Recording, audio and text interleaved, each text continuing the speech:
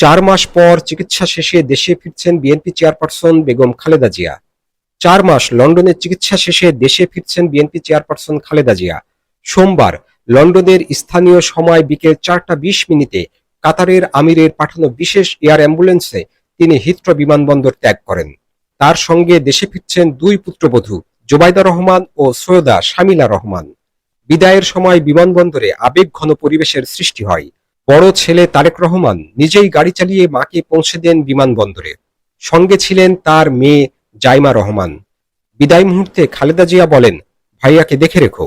৭৯ বছর বয়সী সাবেক প্রধানমন্ত্রী খালেদা জিয়া লিভার সিরোসিস সহ বিভিন্ন জটিল রোগে ভুগছেন। গত 7 জানুয়ারি কাতারের আমিরের বিশেষ এয়ার অ্যাম্বুলেন্সে তিনি লন্ডন যান। লন্ডন ক্লিনিকে চিকিৎসাধীন থাকার পর 25 জানুয়ারি থেকে ছেলের বাসায় ছিলেন তিনি।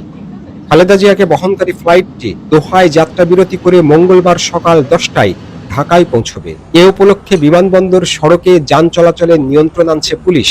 একই সঙ্গে বিএনপির পক্ষ থেকে নেতাকর্মীদের সুশৃঙ্খলভাবে রাস্তার পাশে অবস্থান নিয়ে নেত্রীকে স্বাগত জানানোর নির্দেশ দেওয়া হয়েছে।